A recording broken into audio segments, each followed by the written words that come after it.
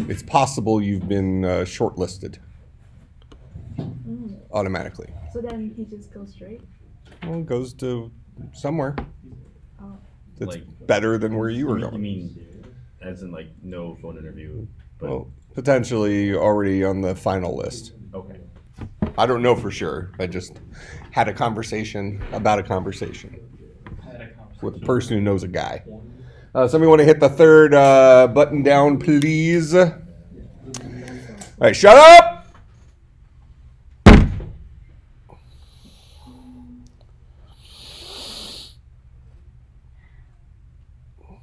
Oh, remind me after class to tell you I have a cool idea maybe for the robotic arm. Awesome. It might be a complete ridiculous thing for it, but it might be a fun project. Okay.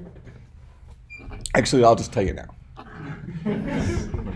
So we're really trying to go crazy with the makerspace with 3D printers and things like that. So we're going to hopefully get several like more industrial 3D printers like CR10s from Creality, which are pretty inexpensive and easy to use and will allow people. Huh? Don't those need humidity control? Well, only if you're going to print special stuff. Okay. Yeah, you don't really need humidity control to print like the carabiners and small parts and things like that. I mean, I have a CR10 in my office right now I'm testing. And I've had some issues printing some stuff on it, but it's printed a couple of things pretty well. I'm trying to print a pretty small thing right now just to see, will this do stuff?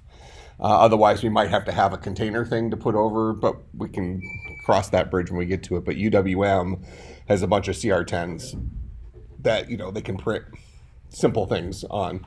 That might be a pretty common use for people. But then I'm also looking at getting a CR10 S5, which is a 20-inch by 20-inch by 30-inch build space. And so it's all open though to print kind of big things. So I thought what might be kind of cool. And then I wanted to do a Raspberry Pi for this thing called Octoprint, which allows you to remotely manage your prints through video, and then you can see what's happening, and then also load prints completely remotely.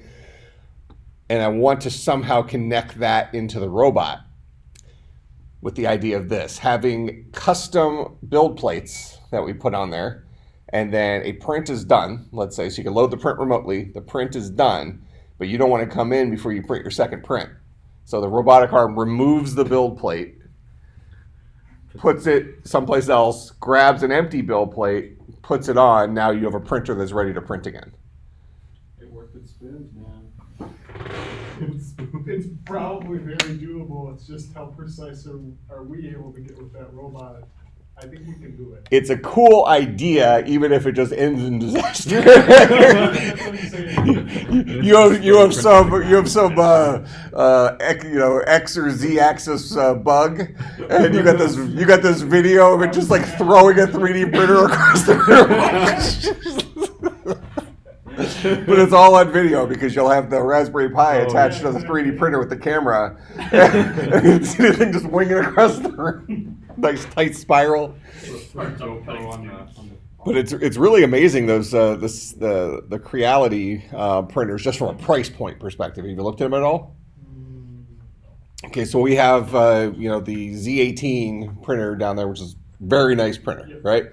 And that has, let's call it, basically the same build volume as a CR10 I have in my office right now. So that MakerBot Z18 cost us in the ballpark of $7,000.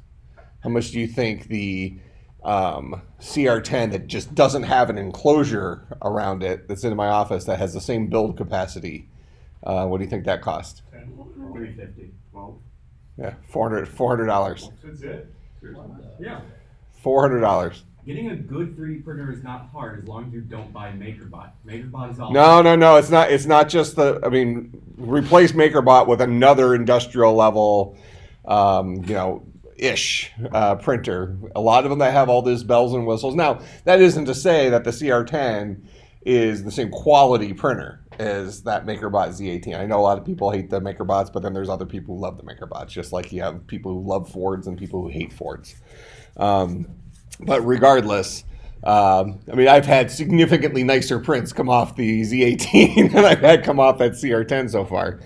The CR10 has made some pretty nice spaghetti plumes in my office. Which, by the way, if you don't have an enclosure, those really get out of control quick. I came in, I had to web into my room. But at the very least, from a hobbyist perspective, I think the CR10s might give you lots of print options for prints of certain kinds. Do those support only plastics, or do those support metal substrates? It's more than just plastic. Okay. It'll do ABS, but you got to be careful because it doesn't have an enclosure, so the whole place is going to smell like ABS. I don't know about metal. It'll support the PLA, the wood filament. Substrate. Yeah, whatever. So it's, if you look at the price per build volume and compare it to its features, it is, like, let's call it by far the cheapest printer. Yeah. Is it the best? Depends what you mean by best. So I think we have a meeting this afternoon of looking at getting kind of a really high-end single printer that we're going to partner with the business school, IT, and us to do, maybe a Stratasys or something, something ridiculous, but then having several more like industrial hobbyist printers that people can just mess with and do stuff and make it look very industrial, and getting a shop vac in there with a bunch of tool setups and have it be a maker space. At work we got an industrial one that was $70,000, Mm-hmm. and it prints aluminum, copper, all the stuff you can use. Sure. Because they print machine parts on it. It's Yep. cheaper than hiring a machinist. Sure. Yeah, so I mean, that stuff is cool, but we should prototype on the other ones first and get it I'm not saying right. we need anything like that. Yeah, we wouldn't get a $70,000 one, but we want to have maybe one that does like that final polished product, and then several steps in between that let you do various levels of If we are things. considering having like an army of 3D printers, why not have them be kind of built by the 175 class? Absolutely, that's a really good idea. Not yet. Is 175? That's this semester, right? That's in spring. Spring. Okay. Well, we're going to have them set up before that, but there's no reason why the 175 class couldn't print mods and stuff for them. Because that's one of the things with the Creality, like their printers, like they call them open source printers, where you basically get this like nuts and bolts printer and then say, hey, if you want this thing to be better, print stuff. I mean, heck, there are kits that go down as far as 150. So Yeah. we could do it with very little cost to us. Sure. Oh, right. And, but I want to be using these spaces, so I want to have two separate maker spaces that literally are useful for us.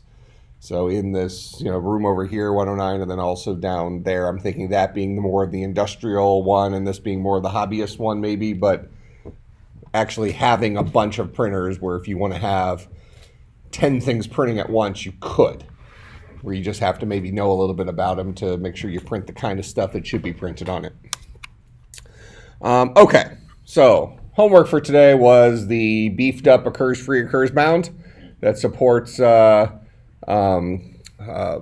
more robust definition of Lambda, right? It allows us, instead of the exactly one input of our Lambda previously, now it supports 0 or more inputs. Does that make sense? How'd that go? Not too bad? All right, so let's look at that real quick, and then I want to dive into starting to write a language. All right, so right now we have occurs free and occurs bound, and we're taking in a, let's just look at which one do you want to do first. Let's do occurs bound first. So we'll update occurs bound. So this guy takes in an expression and a symbol. Now the issue here is that this part of our expression is now different, right? Because this part of our expression, what we're doing right now is we have this thing called the bound variable name.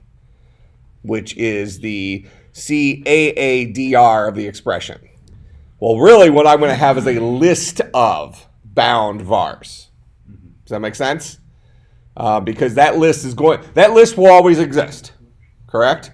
But it may have 0 elements in it. It may have 5,000 elements in it. But I will always have a list of bound vars. So let's do this called LO bound var names, something like that. And this will be the catter of my expression. That will extract that list. So this is a list of parameters that might have 0 things in it, right? This is a list of parameters. Then I have my body. Has this changed at all? Nope. Then I have this thing that's just asking if the one variable I'm looking for is equal to this. So I need a little helper function that'll allow me to go through and find out, is the variable I'm looking for contained in the list of var names that I have? Correct? All right. So let's just do I might even have a function like that already up there somewhere, but I think at some point we probably wrote it and now we're just deleting it. But let's just write contains is a lambda that takes in a list and a symbol. Here, let's call this guy an LOS and a symbol. All right, and what we want to do is we want to go through that list and return true if something's in there and false otherwise. I actually want to test something here real quick so we can do something cool with this. What do I do? Is that false? Yes. That's true. That's true.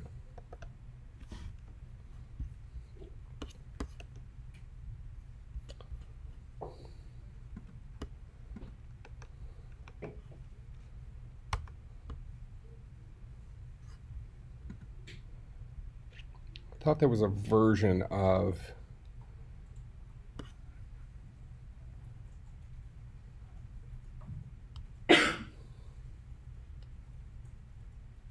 You have to, because and is. I know it takes 2 parameters, something and something else, but I thought there was a version I can map. I was going to do a map, but I won't screw with that. Let's just go quick.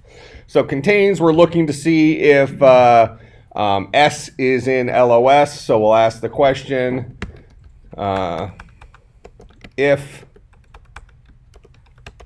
well, we could do this as a cond, I guess. Cond null LOS, then we'll return false.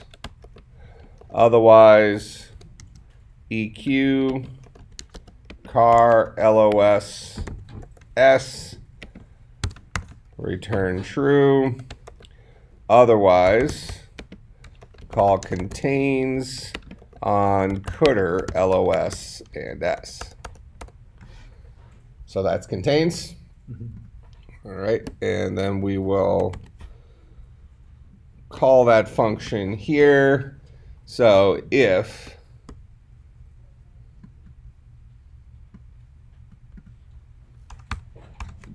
contains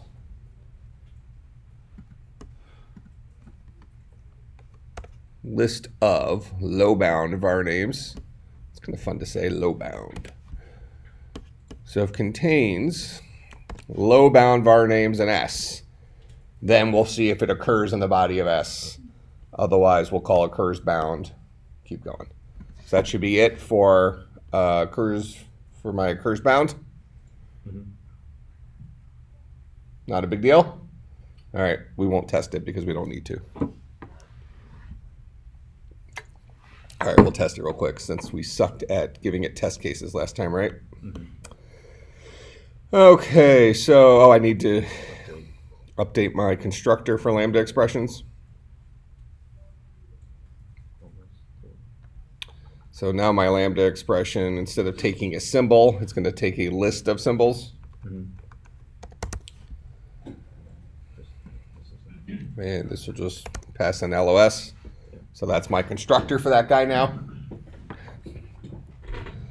Okay, so down here, we'll define expression to be a lambda. That'll take in a B, C, something like that. And it's going to have an app expression that'll have a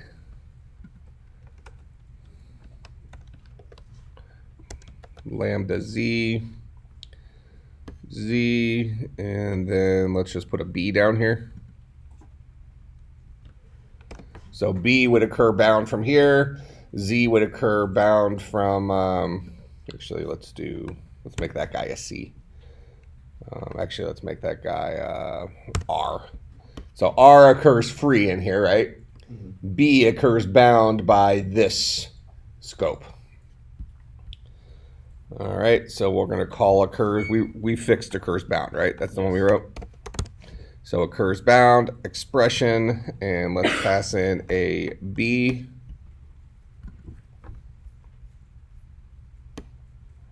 So there's our true on occurs bound. And then what did I put in R? So let's call occurs bound on R. And there's our false. We've exhaustively tested on everything, so we must know it works. All right, so that is occurs bound. Mm-hmm. Questions on that one? Occurs free. If we're looking at a lambda expression, remember we wrote our occurs free actually in a better way because we used our predicates that we wrote for our types of expressions, where the other one we actually deconstructed them. So this is the, let's call it the more polished version of whatever. So we have our lambda expression. So if I'm looking, so we also need to go fix lambda expression, right? Question mark? Yeah, lambda expression predicate. Unless, does it just look for the lambda? I mean, we only really need to look for the lambda, don't we? I don't know. So here's our lambda expression. So it's going to take, so if it's not a list, or it's null, or we just check the car. So we're not actually checking the parameter list of it. So it currently detects lambdas accurately. Okay. So if I'm looking at a lambda expression, then what are we going to do? Again, we have our bound var guy here. So we'll call that the low bound var names. And this is the catter of our expression. And then we will say what contains. Yep. Contains in low bound var names S. If it's in there, return false. Otherwise, call occurs free on the rest. Yeah, that should be it. Right? All right. So we won't test that one. Actually, let's test that one. Because I have a, we can do occurs free on R, which should give me a true. And then I had a, what, I have a B. That should give me a false. All right, so that was the homework. Everybody happy with that? So let me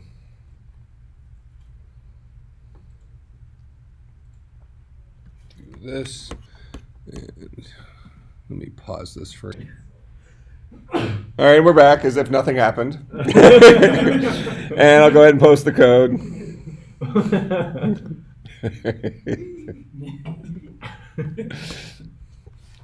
That would be pretty funny.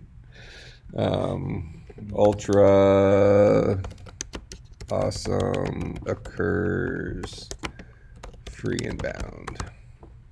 LOAKK, thanks.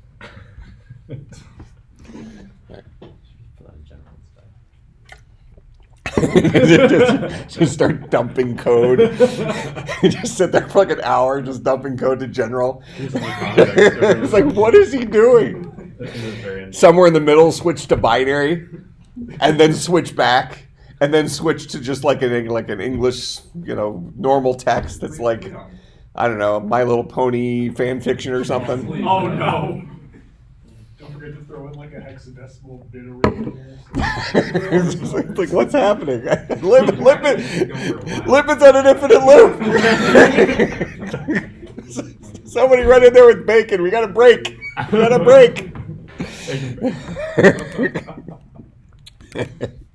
All right, so we now have a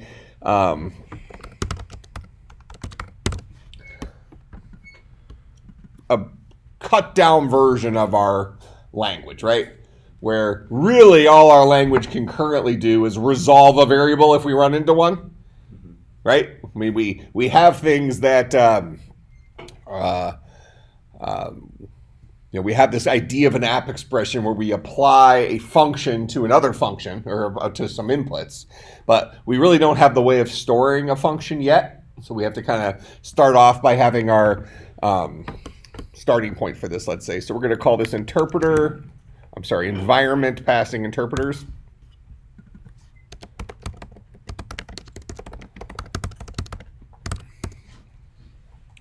All right, so an environment passing interpreter is, so this guy passes the environment, let's call it, passes the current state of the environment around so that expressions can be executed within, say executed in terms of that environment. What's an environment again? When I say environment, we had a homework assignment and stuff on that. When I say environment, what am I talking about? Collection of name value pairs. Mm-hmm. So it's our variables. It's a collection of name value pairs that we can use to resolve a name into its corresponding value. Right? Okay. Now, when we think about our interpreter, what are the parts? So what kinds of things do we interpret? Well, we interpret programs, right? So what's a program? A program is an expression and an environment. Now, when you start a fresh program in Java or pick your poison, when you start a fresh program, let's just refer to as our local environment has 0 variables in it, right? Not until you start defining variables do you get anything in not until you start binding variables do you get anything into your environment, correct? Okay, so and a program is an expression with an environment, and we'll say initially empty for our world right now. Presumably there could be global variables, and if you think about a fresh, like a fresh Java program, what do you end up getting? You get you kind of have access to everything in java.base.lang or whatever because they changed it. It used to be just java.lang, but you get some core stuff that you have access to just magically, so your environment already is preloaded with some stuff. But for our world here, our environment's preloaded with nothingness. All right. Well, yeah, but we don't even know how to store libraries at this point. We just know we don't even know how to store the variables with values at this point. We're going to have to add another piece to our lambda calculus expression, right? We need to be able to define a variable, right? Well, how do I do that? Defining variables in real time in a scheme has been a problem for us, right? What do? Instead, we create lambdas, and then we pass those, we call that lambda with its input. At that point, we associate a value with a name. So up to this point, when I have our lambda expressions, let's look at, a normal lambda. Well, here, let's just write it down here. So when I say lambda x, lambda x And actually, let me write it at the bottom of this thing up here. That way I can edit it easily. Ninja. All right, so when I have lambda x plus, let's do times x2. So that's a function that takes in a parameter and multiplies it by 2. Correct? How do I call this function? You don't. No, forget about our language right now. How do I call this in Scheme? This is the legal Scheme function, is it not? Mm-hmm. How would you go about testing this? If I gave you as a homework assignment, I said, run this function. How would you do it? Go ahead. Command R. Or just running the script. Well, no, I want to get 6 times 2. Okay. I want to pass this guy a parameter. Isn't the lambda an unsigned function? How would you call it? Yeah, couldn't you Go ahead. Couldn't you put it in parentheses and then put the thing you want to pass in? Okay, so I could do something like this, and then maybe give it a 6, Yeah. and this should give me a 12, Yeah. right? That's right. How do you do comments here? Instead of Semicolon. semicolon? Yeah. Okay. Semicolon. What's that guy called in our language we're making up?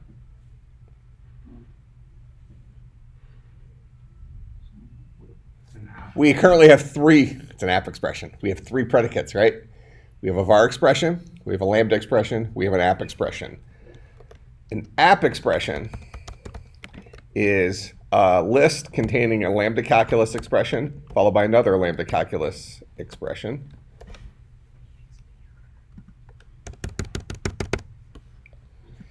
All right. That means it's powerful. That is spelled correctly. Isn't it fun? I rarely introduce bugs into my code that aren't spelling errors. The logic is sound. I just can't spell. It's a problem. Yeah.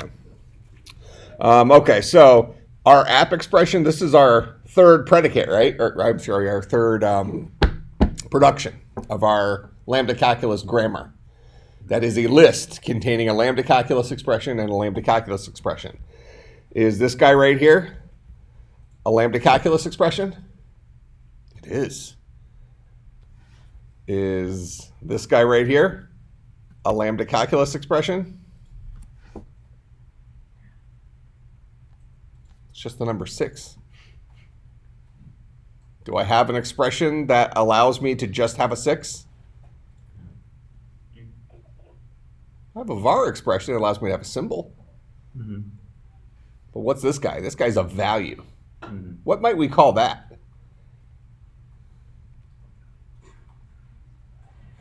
In language speak, we call those literals. Literals. All right, so we need something called a lit expression, named after me, of course. Yes.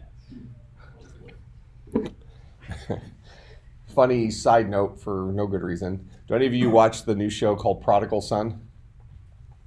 It looks really good. It is totally, Mr. Gonzalez loves that show. It is deranged. What channel is it on? I don't know. My wife records it.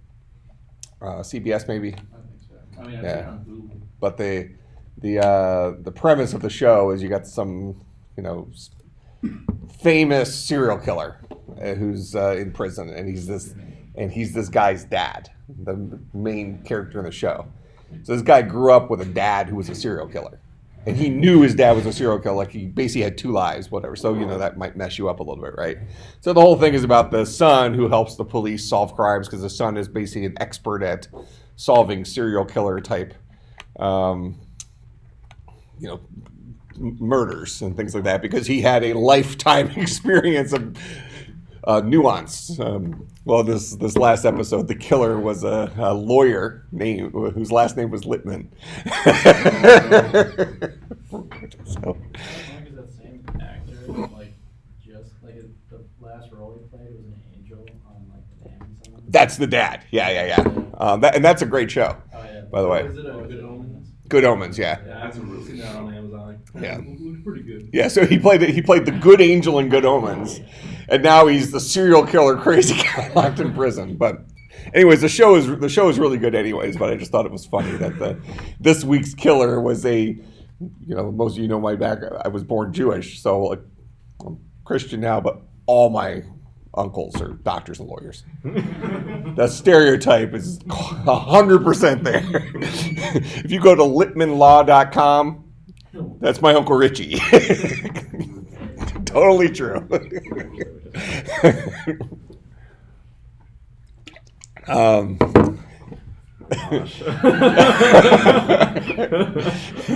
Even his name, Richie. So it's pretty funny. Yeah, so it just happened to be that the guy was a lawyer and he was the murderer. I haven't heard that Jewish folks are murderers, but are you looking it up? Richard C. Esquire.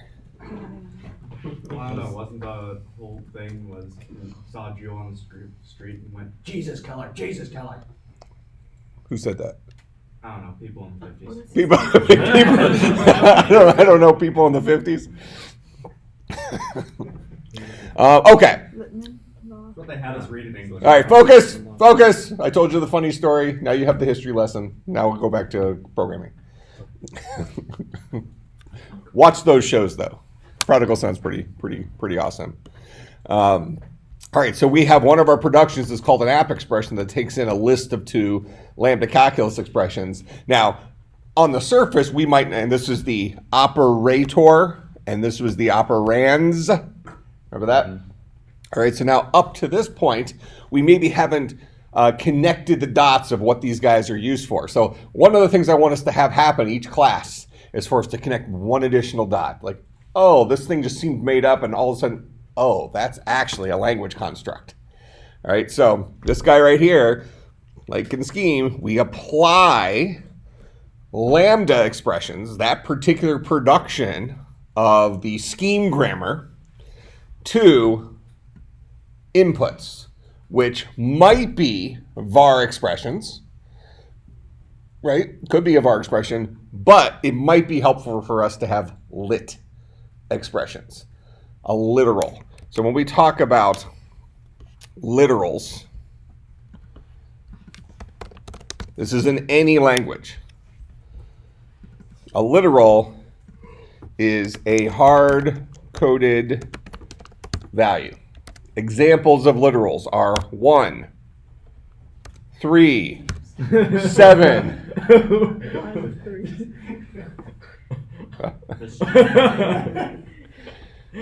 1. See, I told you, spelling errors. He misspelled a number. Well, it was a 1-digit number, and he misspelled it. Oh man. This would also be a literal in Java or something like that. In Scheme, you would just have a single quote on it. Okay, these are all literals, not stored in a variable. You don't need to resolve them. They just are, right? Okay, that's what a literal is.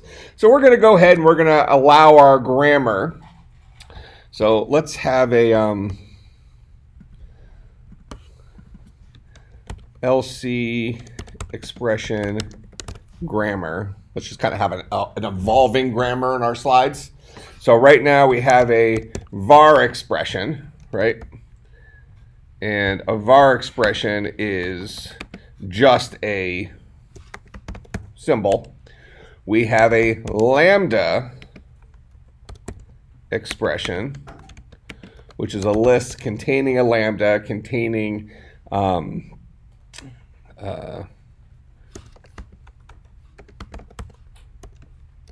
symbol.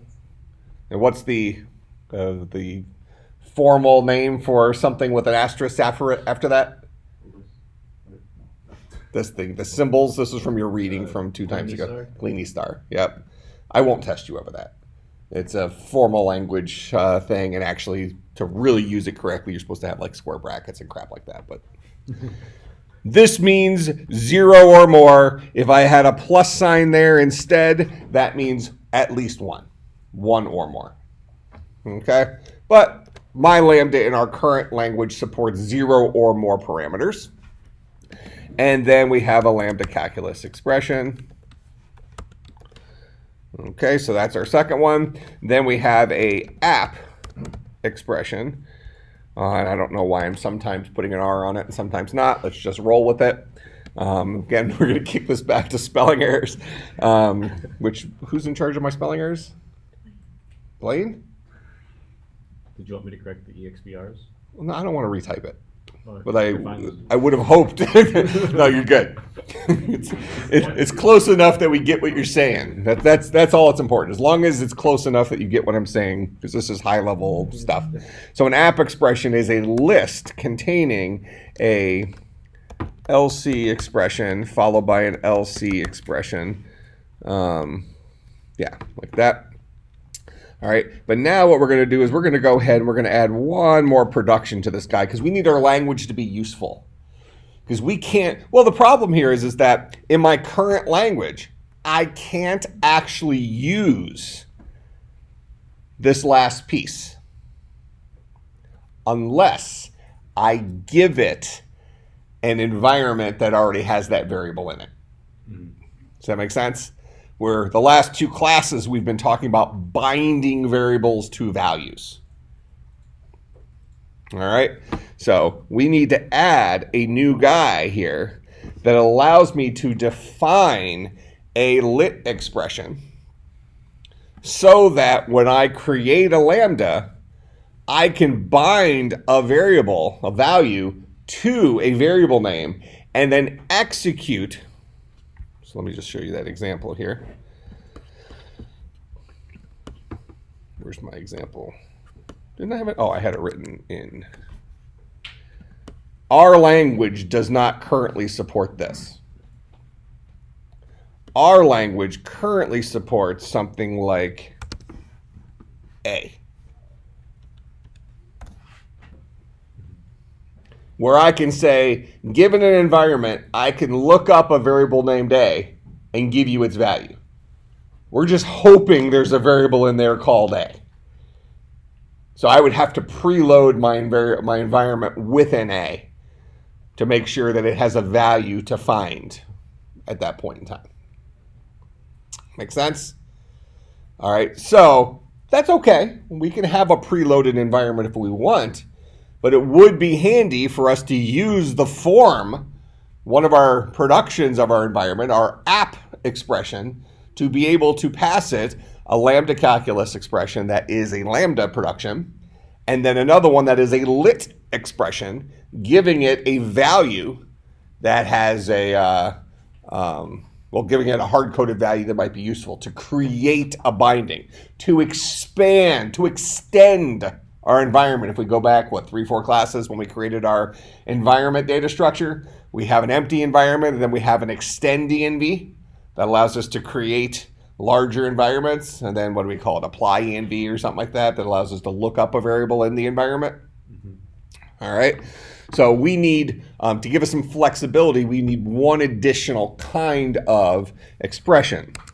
So we want a lit expression. And I'm going to put that near the top here because it's kind of like a simple expression. So we'll say a lit-exp. And this guy is, in our world right now, we're just going to say a number. That's what we're really passing around as numbers. All right. So really a lit expression can be anything that we have built-in types for. So if we were thinking about this in terms of Java, this could be a number. This could be a char, which actually is represented as a number. This could be a Boolean, which actually is represented as a number. Okay, but in Java, we might say the three forms this can be, or the four forms this can be, is a number. It could be an integer number. It can be a floating point number. It could be a char. It could be a Boolean, and maybe it can be a string. That might be what we would say would be the definition of a lit expression for Java. Our language, we're going to say, right now our lit expressions are just numbers. That's all we know how to represent our numbers. All right. So I'm going to start building up our homework assignment here. So we're going to create constructors for constructors and predicates for lit expressions.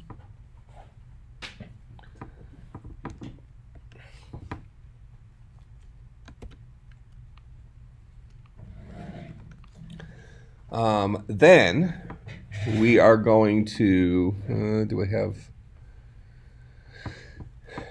time for that?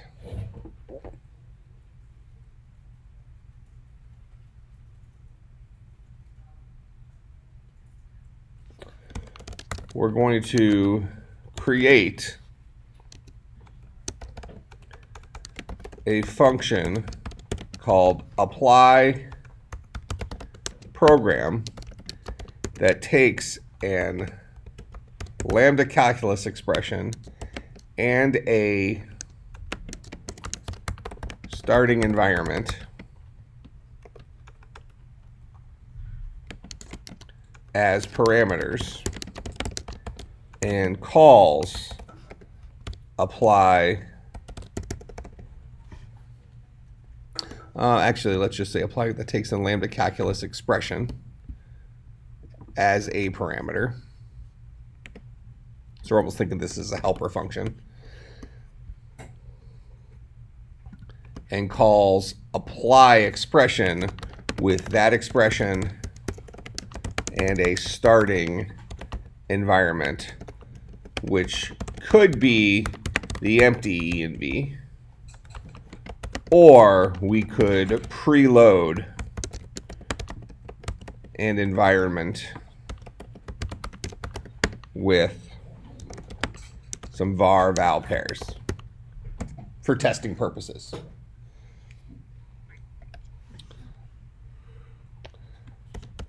Create a function called apply expression that takes a lambda, and this should just be an A, right? That takes a lambda calculus expression and a environment as parameters,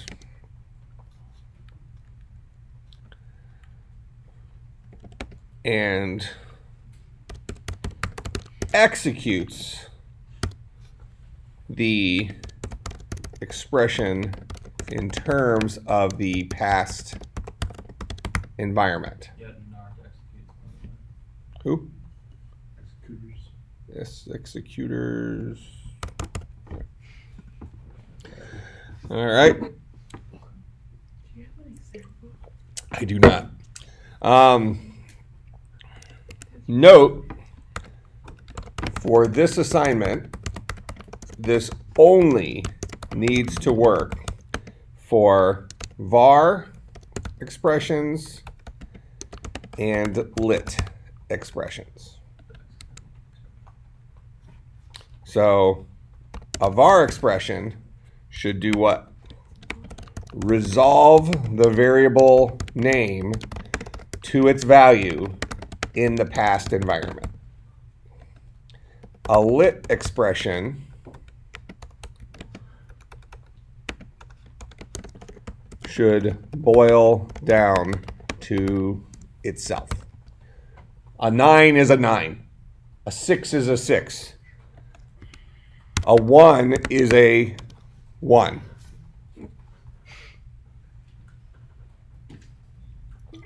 Haha. One. Seem pretty consistent.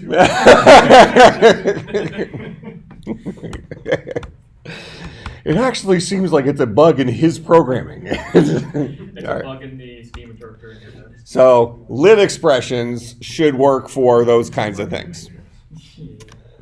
Right? So you only need to, for apply expression, you only need to support those first two productions, the easy two productions. Right? If I pass you a var expression, it will look up that variable name in the environment and give you its value. If I pass you a lit expression, it will just boil down to the value of that lit expression, 7. So as an example inputs, apply program that takes in a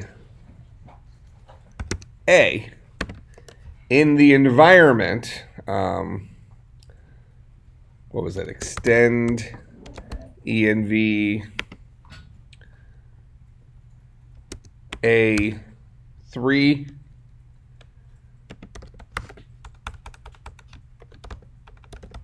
empty env. I think that's how our environments worked. This guy would boil down to a 3.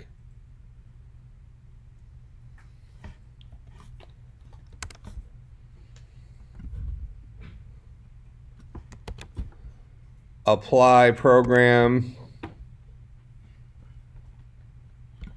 Let's give it an app expression A7. This guy would boil down to a 3 and a 7.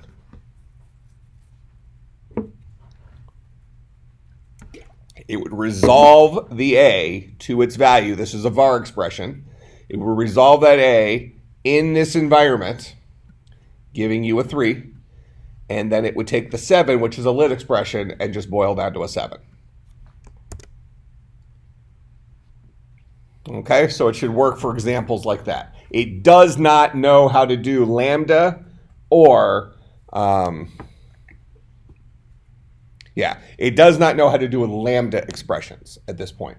It does know how to do app expressions, but it presumes your app expressions are always built out of lit and var expressions. This is an app expression that contains a var expression and a lit expression. That makes sense what I'm asking you to do?